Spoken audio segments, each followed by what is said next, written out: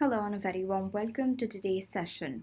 कई बार देखा जाता है कि आपकी वोकेबलरी को बूस्ट करने के लिए आपके कुछ कुछ वर्ड्स जो आप यूज़ कर सकते हैं instead of the commonly used words that will really be very helpful. For example, अगर मैं कई बार यूज़ करती हूँ मैनी मैनी की जगह अगर मैं मिरियाड मिरियाड MYRIAD शब्द का प्रयोग करूँ तो ये कहीं ना कहीं हमारी एसेज हो गए या किसी भी अन्य तरह की राइटिंग हो गई उसको और बेहतर कर देता है. आपके बैंकिंग एग्ज़ाम्स के अंदर भी राइटिंग के लिए एक कंपोनेंट होता है, तो वो आप जितना ज़्यादा हो सके अगर उसको भी प्रैक्टिस करेंगे तो बेहतर ही रहता है. एंड इर्रिस्पेक्टिव अगर आप कोई ऐसे नहीं भी लिख रहे हैं, अदरवाइज ऑल्सो आप इन वर्ड्स को ध्यान में ज़रूर रखिएगा. These are very important words that can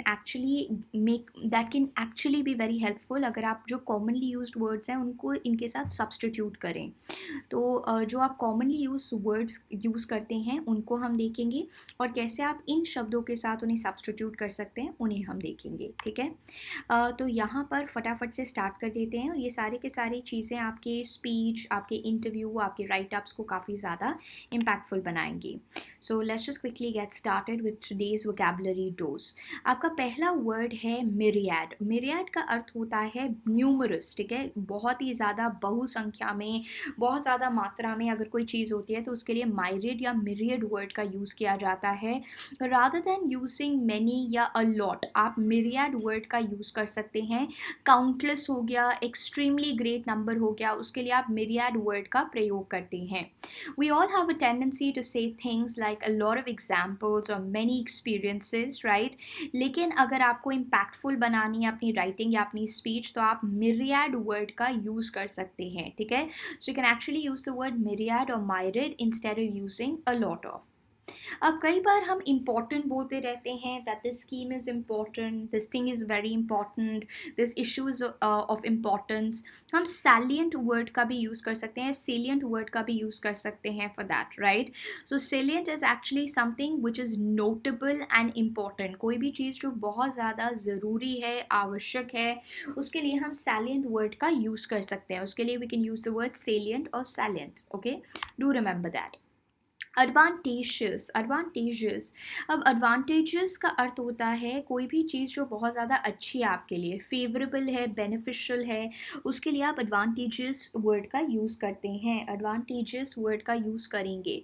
तो instead of using good always that this is a good policy, this is a good talk, right, you can use advantages. Advantages, right. The author's most salient solution in her most advantageous is her most advantageous as one can reason that it would effectively solve the problem. So advantages, right. Asserts rather than saying says, the author says, the man says, हम लोग asserts word को प्रयोग कर सकते हैं या assert word का use कर सकते हैं. So asserts basically means says, asserts basically means says, right.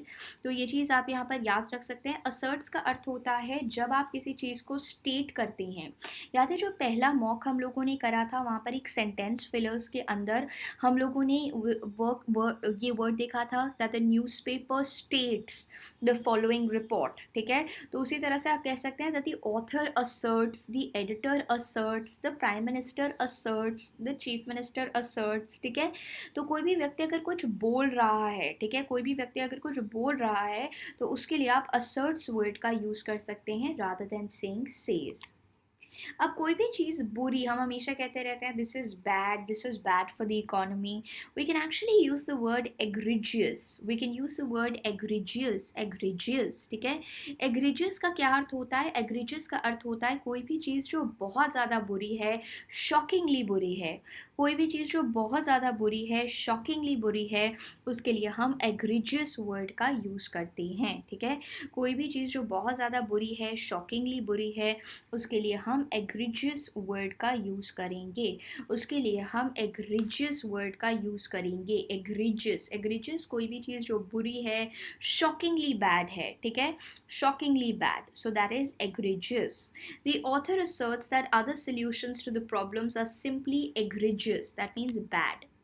Erroneous, erroneous error के साथ हैं तो रॉन्ग है। एरोनियस, एरोनियस, एरोनियस का अर्थ हो जाता है कोई भी चीज़ जो गलत है, ठीक है, कोई भी चीज़ जो बुरी है वो एग्रेजियस है, कोई भी चीज़ जो गलत है, रॉन्ग है, वो एरोनियस है, एरर से भरी है, गलती से भरी है। तो आप एरोनियस वर्ड को यूज़ कर सकते हैं। इंजेंडर, इंजेंडर, इंजेंडर वर्ड का क्या अर्थ हो जाता है? इंजेंडर वर्ड का अर्थ हो जाता है अगर आप किसी चीज़ को कॉज करते हैं, ठीक है, to cause something. So rather than using causes that this medicine causes pain, this medicine engenders pain in the body. Engender, engender एक वर्ब है जिसका अर्थ हो जाता है टू कॉज और to give rise, to cause this issue engenders, this issue engenders certain problems, ठीक है, तो इस चीज़ को याद रखिएगा। we can actually use the word engender, we can actually use the word engender, engender causes, engender causes, okay. Employees, employees is a word that can actually replace the word uses, that can actually replace the word uses. So rather than using the word uses हम employees का प्रयोग कर सकते हैं, ठीक है, uses की जगह हम employees का प्रयोग कर सकते हैं, ठीक है। So rather than using the word uses we can use the word employees, we can use the word employees, ठीक है। जब आप किसी चीज़ का यूज़ करते हैं, for example the writer employs important the writer employs important writing techniques to question the current scenario. तो employs यानी कि इसका प्रयोग करते हैं, appropriate भी यूज़ कर सकते हैं, appropriate that means आप किसी चीज़ का इस्तेमाल कर रहे हैं, you are employing, you are employing.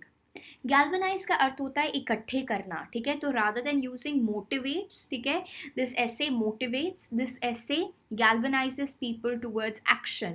galvanizes, galvanizes का क्या अर्थ हो जाता है? galvanize का अर्थ हो जाता है जब आप एक जुट को एकदम से मोटिवेट कर देते हैं, बहुत ही ज़्यादा प्रेरित कर देते हैं कि वो किसी कार्य को करे, तो you are galvanizing them. what are you doing? you are galvanizing them. आप उनको क्या कर रहे हैं? you are galvanizing them. okay, so do remember that. Craft का क्या अर्थ हो जाता है? क्राफ्ट का अर्थ हो जाता है something that is getting manufactured, right, he is got a craft in this particular type of cuisine, ठीक है, या फिर the speaker crafts his lecture, the speaker crafts his lecture यानी कि प्रोड्यूस कर रहे हैं। अगर आप किसी भी चीज़ को प्रोड्यूस करते हैं, बनाते हैं, मैन्युफैक्चर करते हैं, अगर आप किसी भी चीज़ को प्रोड्यूस करते हैं, मैन्युफैक्चर करते हैं या बनाते हैं, आप क्राफ्ट का यूज़ कर सकते हैं। आप किसका यूज़ कर सकते हैं? आप क्राफ्ट वर्ड का यूज़ कर सकते हैं, ठीक है, तो ये चीज़ याद रखिएगा। Rather than using proves we can use the word vindicate. rather than using the word proves हम लोग vindicate word का प्रयोग कर सकते हैं, ठीक है, हम किसका प्रयोग कर सकते हैं? vindicate word का प्रयोग कर सकते हैं। to provide evidence to support or prove the truth of, vindicate, ठीक है, तो his claims were vindicated by the evidence he provided, ठीक है, his claims were vindicated, his claims were vindicated, vindicated proved, vindicated proved, vindicated proved, ठीक है, सो ये चीज़ आप यहाँ पर ध्यान में रख सकते हैं, vindicated proved। अब हार्श या मीन की जगह हम कह सकते हैं कॉस्टिक रिमार्क्स, हम कह सकते हैं caustic. Caustic is basically something that is बहुत ही ज़्यादा जब आप कठोर हो रहे हैं, बहुत ही ज़्यादा जब आप अनुकूल शब्दों का प्रयोग कर रहे हैं, you are being caustic, you are being caustic, his caustic remarks, his caustic remarks. Explain की जगह हम एल्यूसिडेट वर्ड को यूज़ कर सकते हैं, एक्सप्लेन की जगह हम एल्यूसिडेट वर्ड का प्रयोग कर सकते हैं। So rather than using the word explain we can use the word elucidate, ठीक है, rather than using the word explain हम लोग एल्यूसिडेट वर्ड का यूज़ कर सकते हैं। Esoteric is something which is obscure, इस obscure की जगह ईसोटेरिक, तो कोई भी चीज़ जो बहुत ही कम लोग समझ पाते हैं, कोई भी चीज़ जिसको समझने के लिए स्पेशल नॉलेज या स्किल की आवश्यकता होती है, वो चीज़ ईसोटेरिक कहलाई जाती है, वो चीज़ क्या कहलाई जाती है? ईसोटेरिक कहलाई जाती है, ठीक है, तो ये चीज़ आप यहाँ पर ध्यान में रख सकते हैं। कोई भी चीज़ जो बहुत कमज़ोर है, एक तरह से कमज़ोर कड़ी है, फ्रिजाइल है, वीक है, you can use the word tenuous for that, you can use the word tenuous for that. उसके लिए आप क्या यूज़ कर सकते हैं?